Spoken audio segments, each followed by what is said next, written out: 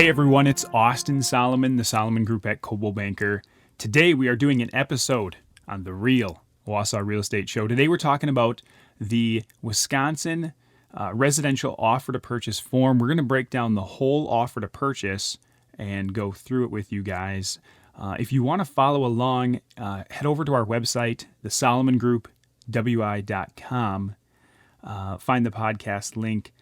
This is going to be episode, I believe, number 40, titled Walking Through the Offer to Purchase. And follow along with the offer if you'd like, because I'm going to be referencing a lot of lines and kind of going through everything in depth, kind of an in-depth walkthrough of the offer to purchase. All right. So on the top, it says WB11 Residential Offer to Purchase. This is the Wisconsin state-approved form for offers with residential properties, 1 to 4 units. All right, so line number 1, that's where you put the date of the offer. Line 3 is the buyer's name. Lines 4 through 8 would be the property address. Line 9's purchase price, right? Written out first, then the number, the value. Line 11, this is what's included in the purchase price. So this is where you put the such things like the appliances, refrigerator, range, dishwasher, microwave, washer, dryer, any water softeners. That's where you would list all of those things and any other items that would be included as well. So when you're walking through a home, you want to make a tally or mental note of the things that are included or if there's anything that you'd want to stay. A couple of things to keep in mind. Certain things, like personal property, you may want to attach in like a bill of sale. Sometimes lenders don't want to see like personal items in the offer to purchase that is more like personal property. That would be in a bill of sale. Line 19, not included in the purchase price. This is where you list like seller's personal property. Obviously, you don't want stuff to be left there at the property. I'm just going through the highlight pieces too for you guys. On line 40, this is the binding acceptance date. So when you make an offer to purchase, this is how long the sellers have to accept the offer, right? Common confusion too is when you have a date for binding acceptance, like let's say we make an offer today and we're giving the sellers till tomorrow at midnight. The sellers do not have to get back to you by tomorrow at midnight. There's nothing that requires them to address the offer by tomorrow at midnight. The goal is hopefully they do, right? But if they do not, all that says is that the offer expires. Okay. So when you make that offer, the goal is, what you're saying is, hey sellers, here's our offer to purchase. It's valid until tomorrow at midnight, right? So that a month later, if they don't sign it within that time frame, they can't come back a month later and sign it and say, hey, we have a contract, right? Nope. Our expiration date was tomorrow at midnight, right? If they do not respond in that time frame, then as a buyer, you have to decide, well, do we extend it out, right? To which you could counter the offer, extending that binding acceptance date, or do you want to wait for the seller to address a counter offer, opening back up the binding acceptance date? Line 47, closing. So this is when you put your closing date. The transactions to be closed on such and such date. And that's kind of the first page of the offer.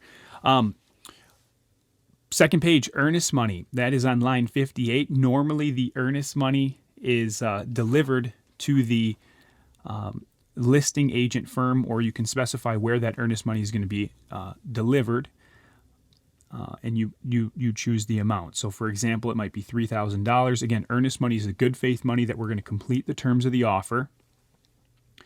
And it shows that we're earnest, right? We're sincere. We're interested in moving forward. It's accountability for the buyer to perform to the terms of the offer. Now, a couple other things too that you should know as a buyer. Earnest money is not, like if you're putting $3,000 down, it's not a free ticket out of the deal either. You can't just say, well, sellers, we changed our mind. Like we're going to give you the earnest money and we're backing out. No, this is a binding contract, right? There's no oopsies clause in the Wisconsin offer to purchase. In other states, there is a due diligence period that is different from Wisconsin, but there's really no oopsies clause in this offer, right? It is a binding contract. The seller needs to feel confident that the buyer is going to perform to the terms of the offer. And the buyer needs to be confident in that, hey, if the seller accepts this offer, I can go to bed knowing that I have a place lined up. If another offer comes in that's substantially higher, the seller can't just automatically go to that other offer, right? That's what makes a real estate work, right? A contract where both parties can perform to the terms of the offer and have the confidence in the process and the system and the trust to know that, hey, things are going to work out, right? Everyone's making plans. Everyone needs to, abide by the terms of the offer. So again, that earnest money is just putting that extra skin in the game. 88, line 88, time is of the essence. We have to meet our timelines. So do the sellers. Again, that can be modified. On line 105 and below, normally the seller will provide a real estate condition report ahead of making an offer. They don't necessarily have to, which is the seller's best knowledge of the condition of the property, right? And that would be a form that they traditionally would provide to you prior to you making the offer. If they did not, then they have 10 days to provide you a completed report, and that's the seller's best knowledge of the condition of the house. A couple things on that. When you make an offer to purchase and you have the condition report up front and you sign off on the real estate condition report, you're saying, hey, I am comfortable and I have actual receipt of these issues potentially with the property, right? So when you sign off and you agree to that, as long as the nature and extent of what's on the condition report is true, right? You're saying, okay, I'm comfortable with these items that the seller is, that the seller's disclosing. Okay, page number 3 is just a definitions page. Nothing really on there. Page 4 of the offer, 178, inspections and testing. Buyer can only do inspections or testing that is specified in the offer, right? So you can't just automatically decide to do a test or to do something, for example, let's say you're like, I would like to do a mold test, or I'd like to do an asbestos test, or something like that. Well, you couldn't do that, or radon, right? You couldn't do that unless you specify that in the offer to purchase from the gate, right? So that's something that sometimes comes up as well. 193, this is the home inspection contingency. So this is if the home inspection, right? So buyer pays for the home inspection. If there's items that come back as being problematic or defective, again, defect being something that's going to shorten the life of the premise, adversely affect the occupant, or it's a safety hazard. It's something that's going to adversely affect the occupant. So maintenance items or items that are normal part of home ownership, those don't fall into that defect category, right? If it's a safety hazard, if it's something that is significant, right, and could cause a health or safety item, well, that would be considered a defect, right? If it's a defect, so right, the inspector goes to the property, they're going to inspect everything. They're going to look at the roof, the attic, the furnace, the water heater, make sure everything's functioning properly. If there are defects that come back on that inspection, the buyer can ask the sellers to make some corrections, right? Or you can negotiate the price and terms. The seller's not required to do anything, right? Keep in mind that inspection report is just between the buyer and the sellers. It doesn't go to the municipality, right? Nothing has to necessarily be fixed in order for that transaction to occur, unless required by lender, etc. Say for something very significant, which is very rare. But anyway, the seller's not required to make any repairs. And as a buyer, right, let's say that there are some significant items that come back on the inspection, and you're not comfortable moving forward to the point where you're not comfortable moving forward, then you would normally say, hey, sellers, here's the items that we're not comfortable we're not comfortable moving forward with. You either fix these items or the deal is off, right? This is traditionally how these items go. Of course, you can amend these, or you can write these contracts in different ways, right? You don't always have to give the seller the option to fix things. You could say, hey, sellers, these items I'm just going to object to and we're backing out. But that would be underneath the line 216, right to cure. So again, normally what happens and what we typically do is we say, hey, Again, buyer pays for the inspections. If there's items that come back that are significant defects, buyer could say, hey, sellers, here's the items that we're objecting to. And then maybe the seller decides to fix them, maybe they don't, right? And the buyer might say, you know what, these items are we tried to ask the seller to say, hey, we'd like you to fix them. Maybe the seller said no. They're like, you know what, we can take care of these items. There's really nothing that's super significant. We're fine. And that's normally how it goes, right? Maybe there's some compromise or something like that. If there was something that was really significant, right? Let's say the roof is shot, there's mold in the attic, structural issues, and the seller's like, yeah, we're not fixing anything. Then at that point, the buyer could say, well, if you don't fix them, then the deal's off, right? Okay, 227, if you were doing a radon test, that's where you'd put it. Again, you'd have to put the radon test in the offer to purchase in order for it to, in order for you to be able to test for it. Again, buyer pays for that test. Inspector goes and drops the radon kit.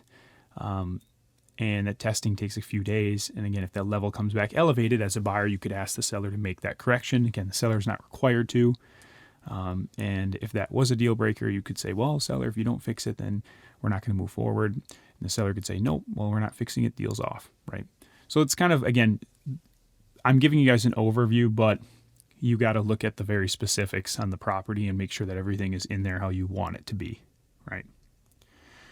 Okay, 248, this is the financing contingency. So this is saying, hey, our offer is contingent on us securing a loan, right, within a certain amount of time frame. Traditionally, that might be like 30 to 40 days, that we need a loan commitment letter from the bank saying that our loan is set to go, right? If you can't get the loan, right, most people don't have enough money to pay for a property in cash, right? But if you could not get the loan, then you have some protection, right? Like, hey, our offer is contingent on us getting the loan. If we can't get it, you lose a job, or for whatever reason the lender can't get it to you, then obviously you have some protection there. As a buyer, it's important to know that timeline for getting that loan commitment letter, let's say it is 30 to 40 days, it's just something to keep a note on, and something that your agent will keep in touch with you on. But that's the requirement for you to supply a loan approval to the seller saying, hey, we have secured a loan, right? And once you do that, the financing contingency is removed from the offer, and you're moving forward. You're saying that the loan is no longer in play. If you don't deliver that loan commitment in the proper amount of time, the seller may have the option to say, well, we're canceling the offer. So that is an important deadline. Line 308 is the appraisal contingency. So a lot of times, again, if you are getting a loan and the bank, most of the time they're requiring an appraisal. There are some instances where if you put enough down, or they can obtain an appraisal waiver, that one is not needed.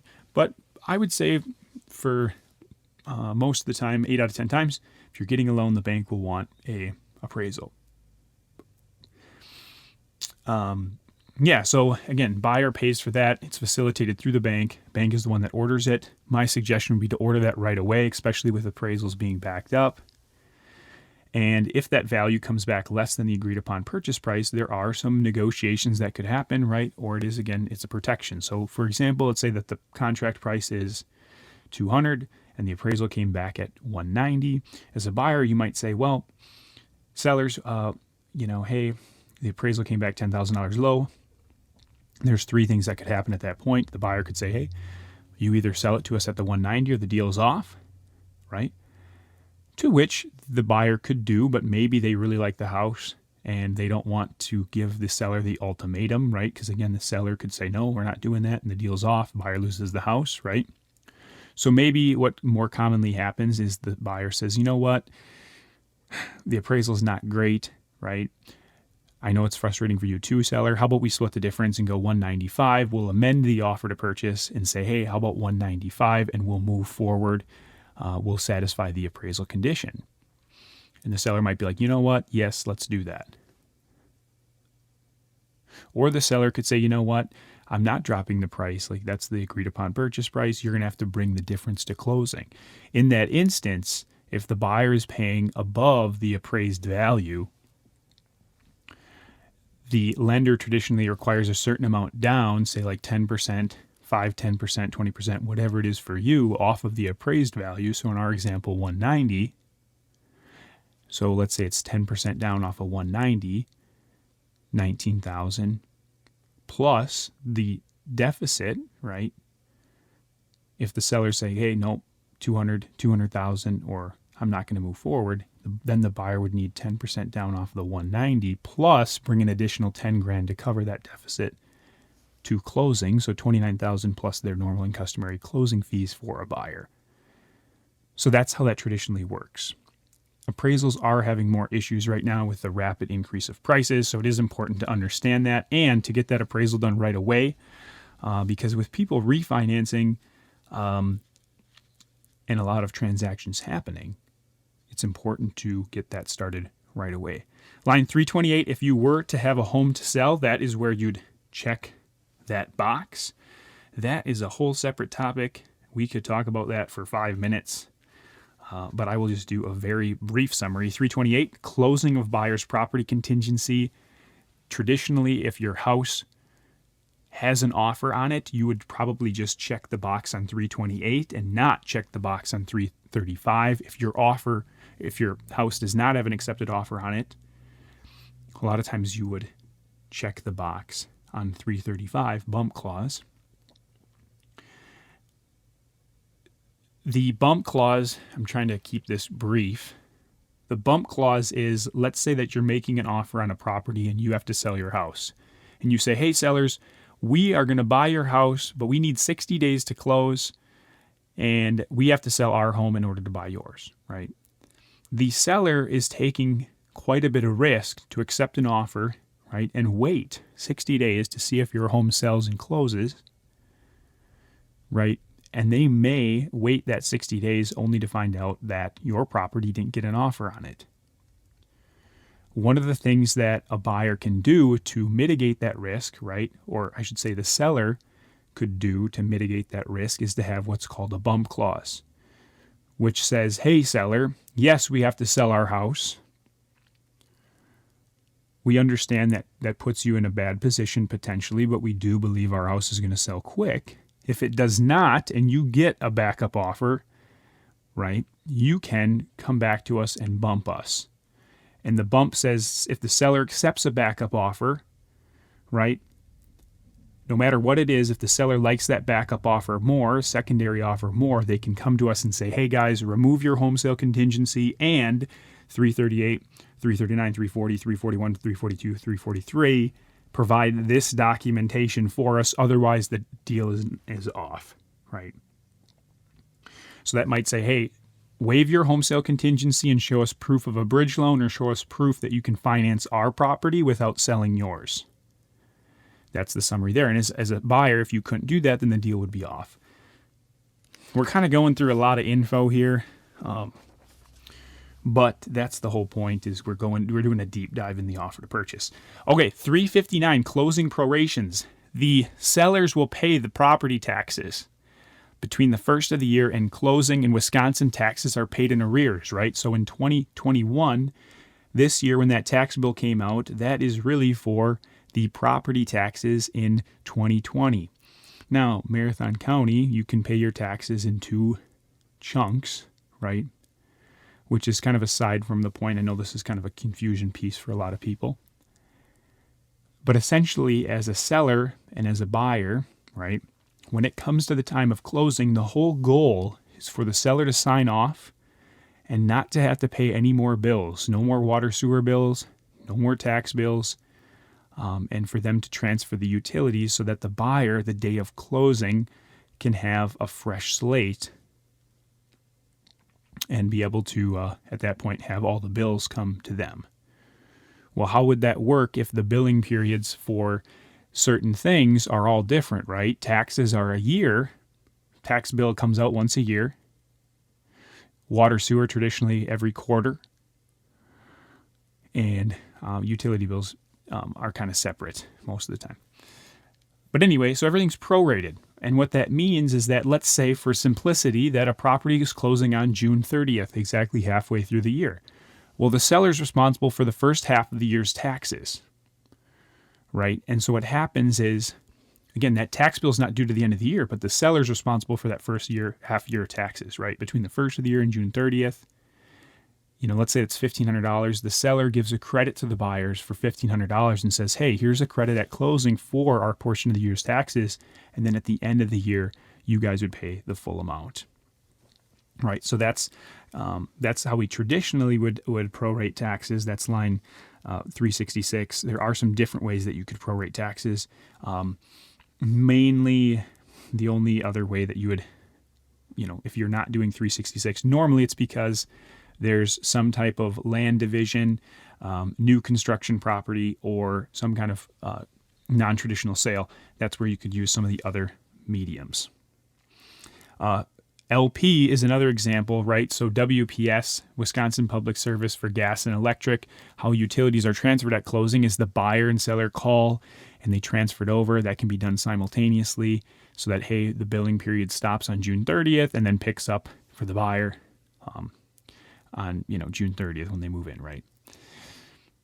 And then LP, when you get out into the country, traditionally what happens is the sellers will get a credit for the remaining LP that's in the tank. Or that's the default, unless modified, the contract, how it reads is that the LP or fuel would be prorated. And that's quite simple. You take a look at how much fuel. Let's say there's 200 gallons of LP and it's $1 per gallon of LP. Well, then the buyers would credit the sellers $200 for the remaining fuel at the time of closing.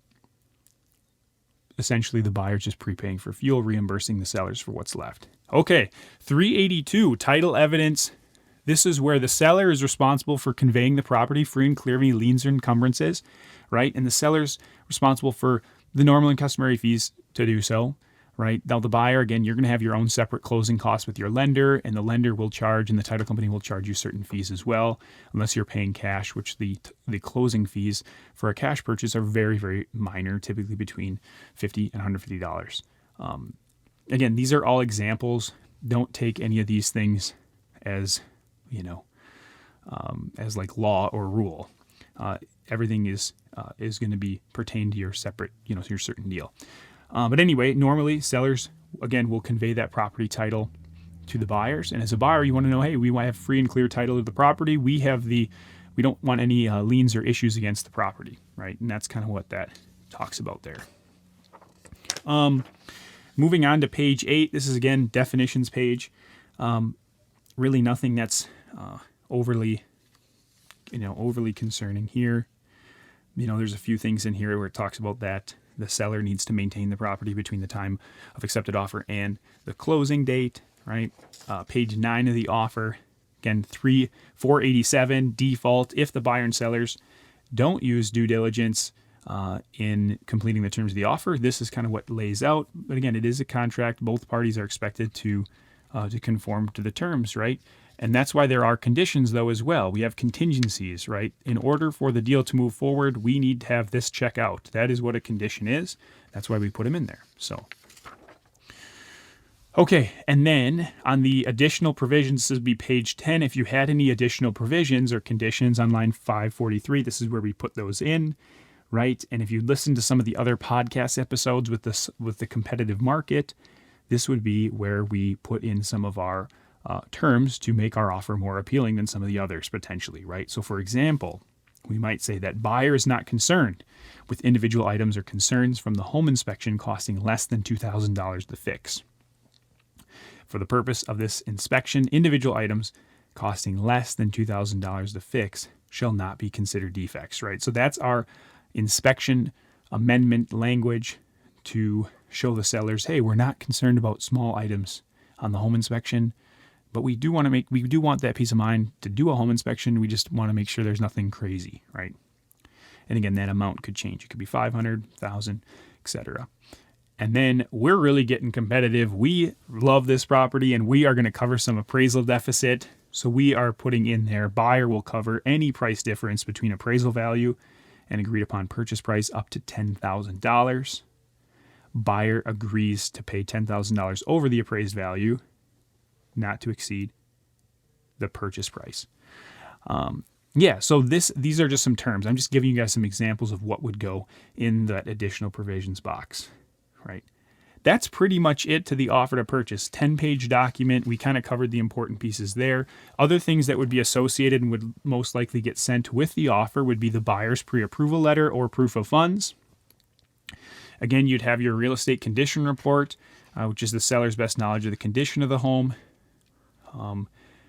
And in some instances, you'd have the addendum S, which would be a lead-based paint disclosure. Anytime a house is built prior to 1978, we need to ask the sellers if they're aware of any lead paint, and then the buyer would have the option to test for it or waive their lead-based paint testing ability. I've actually never had anyone test for lead-based paint. Not saying that it's not something that's, worth testing. It's just something that's not very common. And then, there could be other attachments or disclosures that come along with the offer too.